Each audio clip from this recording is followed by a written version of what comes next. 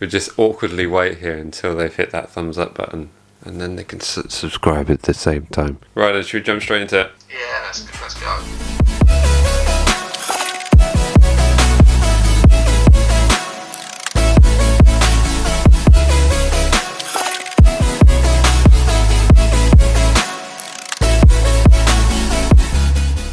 Right, hello and welcome to the MatchDayVlogs punts and predictions preview show, where we're going to talk about the upcoming game against Brighton at St Mary's Stadium. But before we jump into that, let's have a quick chat about the United game. We're recording this on Tuesday the 14th of July 2020. The United game was last night. We scored in the 96th minute to snatch a point at Old Trafford. And a well-deserved point, looking at the statistics on the screen here. We were the better team. I had this argument today with someone. We've been the first team to stop Bruno Fernandes doing anything in the middle of the park. Didn't really see Greenwood. Pogba went off after 90 minutes. We kept them at bay and did what we needed to do. Yeah. And even though it was the latest Premier League goal of all time, if we had a little bit more time, I feel like we would have gone on to win it. Say it was like an FA Cup match and we had extra time. Right, we would have won extra time. It's a big ask, I get that, but... It is a big ask, but we were definitely in it. I mean, we went there. I mean, like I said on the episode, on the Matchday episode, we went there, we played football, we didn't park the bus, we didn't sit back, and arguably Man United were the ones that sat back in the second half and didn't really kill us off like they perhaps could have done, and we got a well-deserved point, so we're all happy about that. There was one contentious decision. Am I using the right word? Contentious? I don't know what incident you're talking about. Just gonna quickly Google the word contentious. Just Google it. We're Googling words we don't know the meanings of. Contentious. An adjective causing or likely to cause an argument. Controversial. It's exactly the word I was looking for.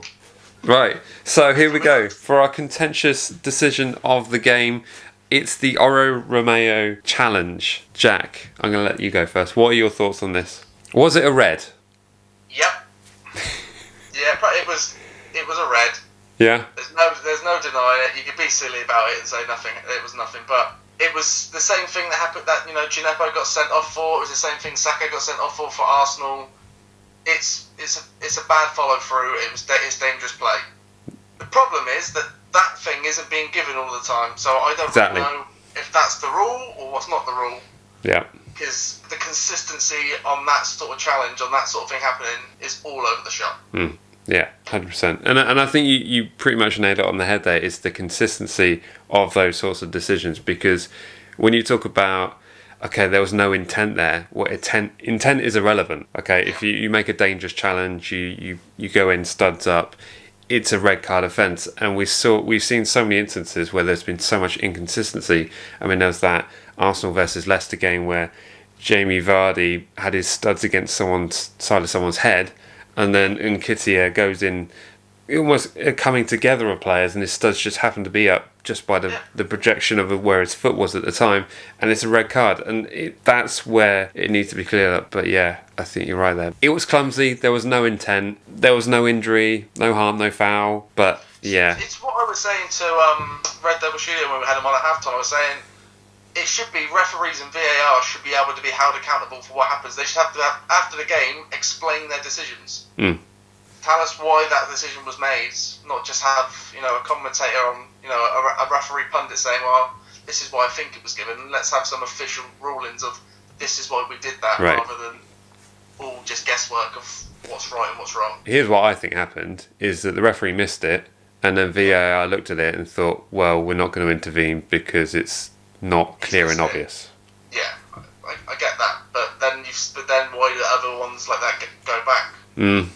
Why did Bertrand get sent off in that game against Leicester? I brought up the Leicester game without realising it, haven't I? Please, no! No! Yeah, let's... Why have I done that? You know what? Mention it. It's alright. So there we go. Yes, it was a red. We're very sorry, but thank you for the point. Thanks for the point. You're still going to get Champions League? I was thanked very heavily by a Chelsea fan this morning, just thank you for not letting them go above them. I had a couple of messages too. So a lot of people saying thank you, a lot of United fans saying you didn't deserve that. Well, they can't say that. Look at the stats. I can't believe I had to have this conversation. When I was saying they were the better team, I was like, oh, we're the better team in the game. I don't mean we're the better team. Obviously not. You've got Martial and Pogba. We've got Oriol Romeo and Sony Mafau. Don't quite weigh up, but on the day, we were the better team. Yeah, definitely deserved at least a point. So, moving on to our game against Brighton on Thursday at St Mary's. Oh, yeah. I'm feeling relatively confident for this one. I mean, we're looking at our final 3 fixtures. We've got Brighton at home on Thursday. We've then got Bournemouth away on Sunday. And then the following Sunday, we've got Sheffield United at home. We're looking at these 3 fixtures and arguably we can win them all. I mean, Brighton's form, they've had a couple wins, one of which was against, that one against Arsenal. And then the other one they had was... Norwich?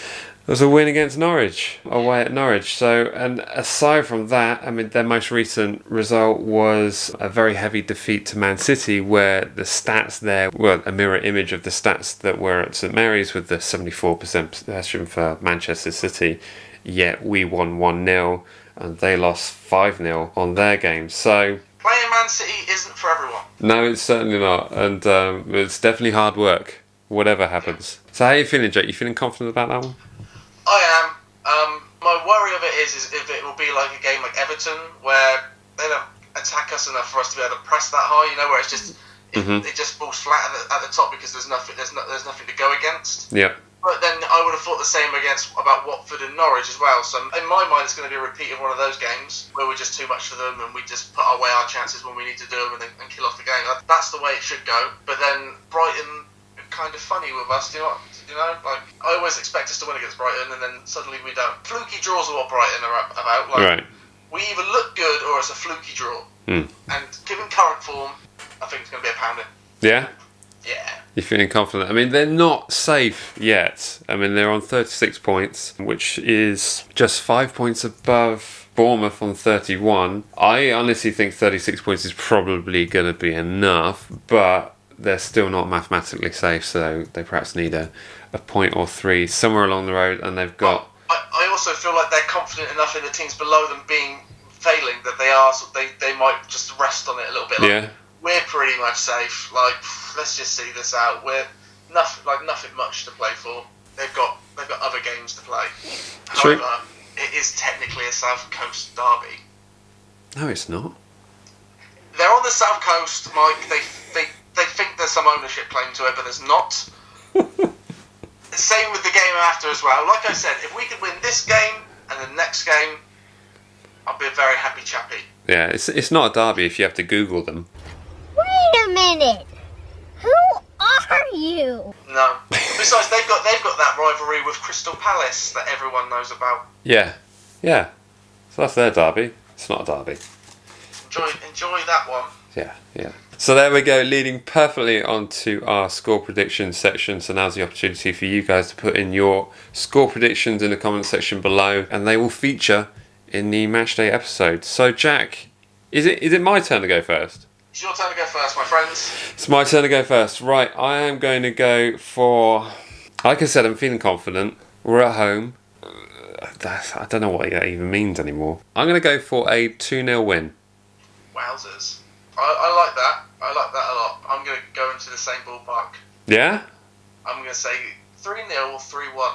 Wow, I thought we were going to pick the same score prediction for the first time in I don't know what. Punts and Prediction preview history. I thought we were as well, to a point where I almost like, let's say it at the same time, because I honestly thought you were going to say 3-0 as well, because I thought you were as hyped as I am. So you're going to go 3-0? Ings, Adams and Obafemi. Oh! Yep. How about that for a slice of cake? Because when Ralph switched to 4-3-3, I went, oh, here we go. It's always something a little bit exciting when we switch to 4-3-3. I know it's not really worked apart from that one time at Fratton Park, but that's all that matters. It's 4-0 at Fratton Park. I don't care. That's the best formation we've ever had. It's definitely going to work there. Yeah, okay, so you're going 3-0 and you're going Ings, Adams and Obafemi. Yep. And I'm going to go Ings and Shane Long. Oh. Old man Long, huh? Yeah. So what we've done, really, is effectively we've named all of our strikers. Yeah. Cool. So at least one of them has to be right. So at least that way I can edit in, and one of us will look like we're a stat genius. Can't wait for Stevens, Redmond, Ward-Prowse and Armstrong to score. But yeah, no, I got it right in the last one, didn't I? 2-2. You smashed it, mate. Bring that up one more time. It's not going to happen again. Here's what I say. Because you got a draw right, you can guess a draw as much as you like, but if you get it wrong again, no more draws.